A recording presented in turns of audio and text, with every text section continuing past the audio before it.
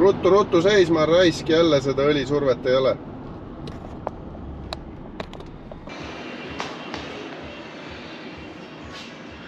No on suur maja või? Vaatad peale. Selline luksuspill, tead. Loen praegu aju välja siit või teab siis softi ajust ja tuli siis tema murega, et siia on peale pandud kompressor, näitan teile kohe, ja mootor on käinud laiali ja kollektorid on kogu aeg sõites punased ja siin tema on. No, see on küll ilus. Näeb hea välja. Ja siis on vaja põhimõtteliselt see seade teha, sest et siin väidetavalt on siis selle kompressoriga kaasas olev siis põhimõtteliselt seade on siia peale laetud ja kõik need pahandused on sinna takkajärgi tulnud. Ja minu ülesanne on siis panna see auto käima ja monitoorida ja logida ja vaadata, kas kõik on hästi. Igal juhul sisse sõitis ja käima läks, nii et alustan tööga ja siis vaatame, kuidas sellega läheb.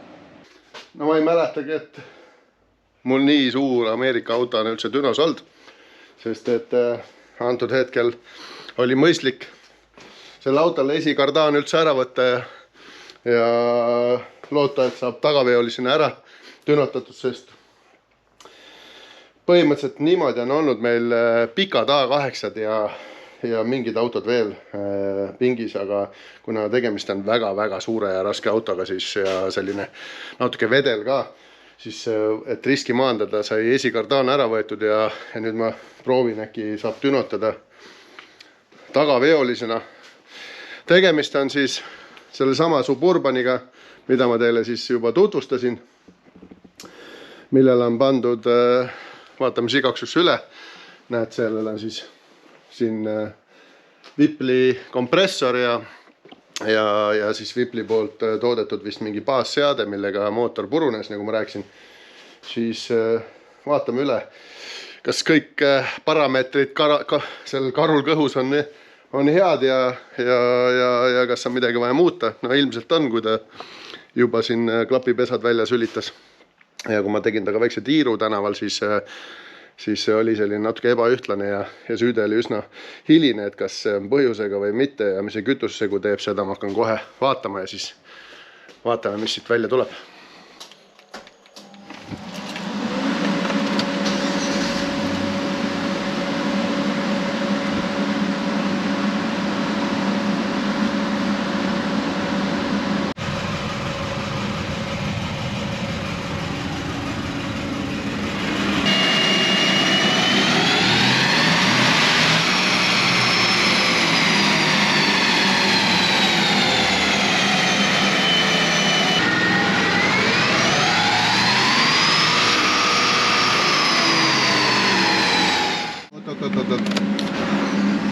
Ja vaata, vilmi.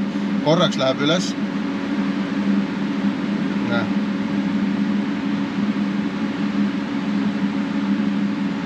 Õli tuli läks põlema. Vaata, ma pean kaasa.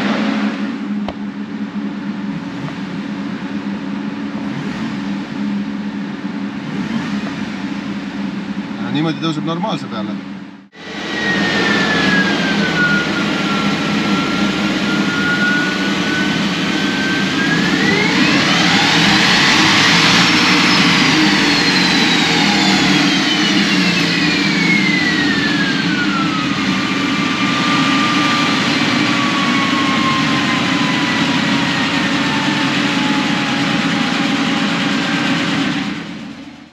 Esimesed tõmbed tehtud. Väike ehmatus oli ka kohe. Sain põhimõtteliselt ühe tõmbe teha ja õlisurve kell läks põlema siin armatuuris ja õlirõhu kell kukus nulli, panin gaasi. Kell reageeris väga aeglaselt, nagu ikka, kui mootor tuksis on. Jätsin seisma, käivitasin paar korda, plaksti kell hüppas üles, tuli kustus ära ja nüüd hoiab ilusti. Peab lootma lihtsalt, et see oli mingi elektrooniline jama, et see kell jebib, aga kui siin nagu mingi reaalne surveprobleem on, siis varsti näeme siit kepsu või. Ma panen kaamera igaks õuet, kui saab vähemalt hea video. Aga kui nüüd nali naljaks seadest rääkida, siis kütusesegu on selline natuke rikkama poole ja jõu poolest suht okei, ilus sile graafik, et midagi väga halba siin küll öelda ei ole. Nüüd ma vaatan, kus kohas see süütenurk on, tahab ta juurde, on tal palju, praegu vähemalt ei knokkinud. Aga muret teeb sisselaske temperatuur. Sisselaske temp on meil sisuliselt ühe tõmbega juba peaaegu 60 kraadi. Ja kui ta on 60 kraadi, siis on selge, et tänava peal suvel on see veel kõrgem. Et kas siin on jahutusega mingi häda? Pump tundub, et käib, Lauri ütles. Et kas on õhk sees või on siis mingi anduri jama, aga kohe tegeleme sellega ka ja siis vaatame, kas lõpeb nii nagu alati, et võtame maha ja teeme remonti ja siis tuleme tagasi või saame ikkagi töö lõpuni teha.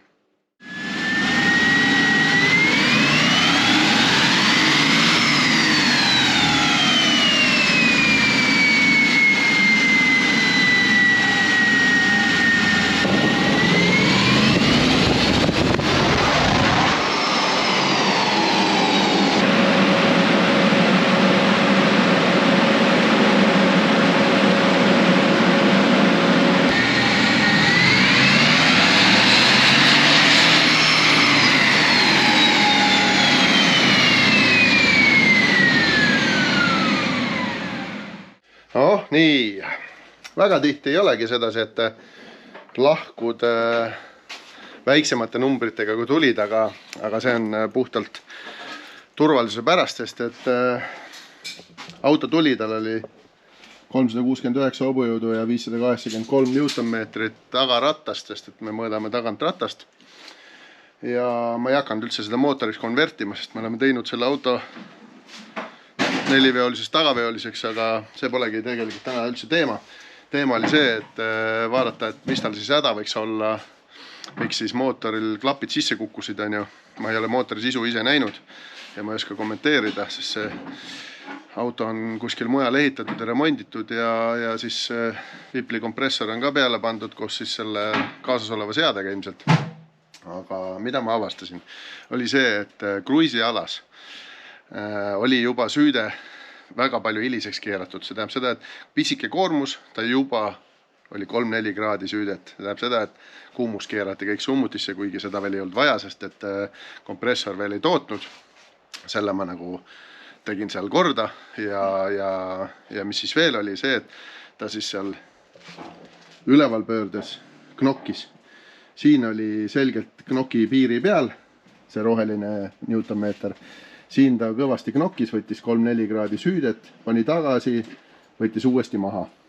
Ja see kuna kütussegu oli suhtelt okei, ma juba vaatsin, et ta oli selline 11.5-6 kandis, mis on tip-top. Ei ole mõtet teda rikkamaks teha, sest et antud autol on üks suur probleem, on väljalaskes on vastusurve ja seda tõmba ajal kuuleb, kuidas ta susiseb ja see katalüsaatori munahais hakkab üles tulema. Ja selgelt see, et see detonatsioon võib ka tulla vabalt sellest, et väljalaskes on tohutu vastusurve. Ja kui ma hakkasin siis tee tuunima nii nimetatud, tegin väikest kütussegu korrektuuri siin nipet-näpet ja tõmbasin süütest 3 kraadi vähemaks, siis põhimõtteliselt ma ei kaudanud väga palju üldse, paar hobujõudu ja mõnikümmend newtonmeetrit siit piigist, aga ma sain ülisileda, ma näitan, võtan selle klaviatuuri kohe. Ülisileda seade ja enam siin autost tõmmates ei olnud sellist nõka, nagu ma tänaval juba tundsin. Võtame korra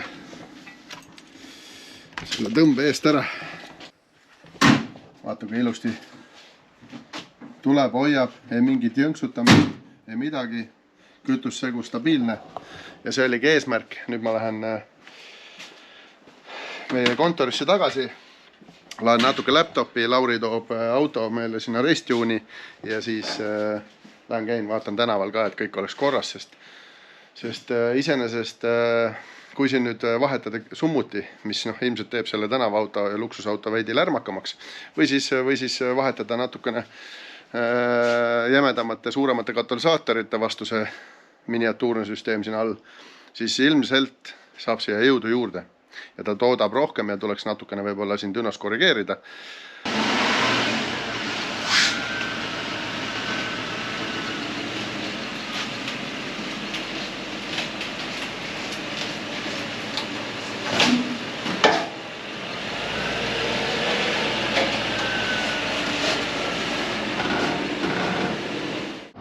Dünost tänavale. Hetkel tundub, et auto sõidab ikka oluliselt paremini. Mulle juba see meeldib, et kui sa kruisid, et siis sul süütenurka ei keerata kohe ära sinna 3-4 kraadi peale, mis teeb ta selliseks jõuetuks ja samas kuumutab sealt välja laske kindlasti agressiivselt ära ja see võib ka olla põhjus, miks siis seal see klapipesa sinna silindrisse kukkus. Et see siis väljalaske temperatuur nagu kipub ikkagi niimoodi väga kiiresti üles ronima ja kui koormuse all ennem oli siis detonatsiooni korrektsioon, eks ju, süüte korrektsioon, siis ma sain sellest nüüd täitsa lahti, aga see võib olla põhjustatud vabalt mitte selle seadest, mis siis nagu siis selle vipliga kaasa tuli, vaid sellest, et väljalaskesüsteemis on tohutu vastusurve ja kui ma ennem sõitsin ja vähe kiirendasin, siis väikene sudine oli siin põhjal täpselt selline tunne, et on hakanud lekkima ka veidikene, et see gaas, mis sul siis nagu välja ei saa, see lõpuks ikkagi omal tee leiab. Aga kui see nüüd korda teha, näiteks seal summuti jämedamaks või siis vähe paremad katalüsaatorid, vähe hingamamad, siis 340 hobujõudu võib siit täitsa vabalt veel maast leida. Käigukasti osas, see on nagu ikka sellisel vanal Ameerika autol, et ära teda väga ehmata gaasiga, vajuta ja doseeri niimoodi rahulikult, siis kõik toimib. Kui sa teed talle kickdowni, siis ta ehmatab, et ops, mul piiraja tuli hoopis vasta ja siis turbiin oli vaja lukku panna, aga ta jääb kõigega hiljaks.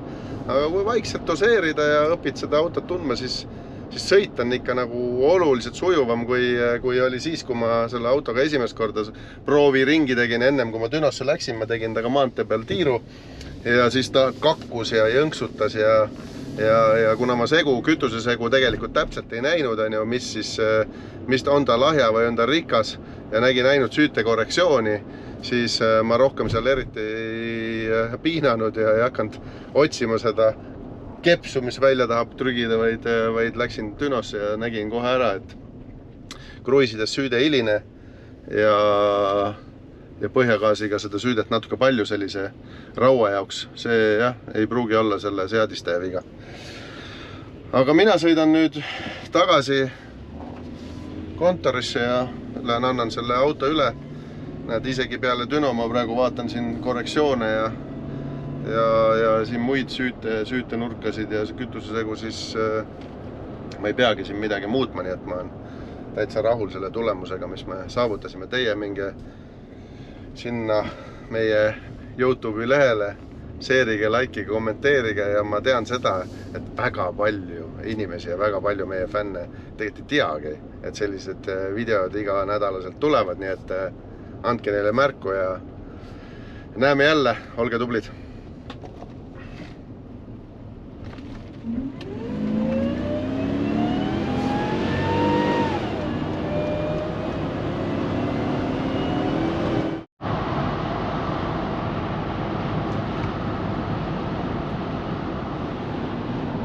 Ruttu seisma, raisk jälle seda õlisurvet ei ole.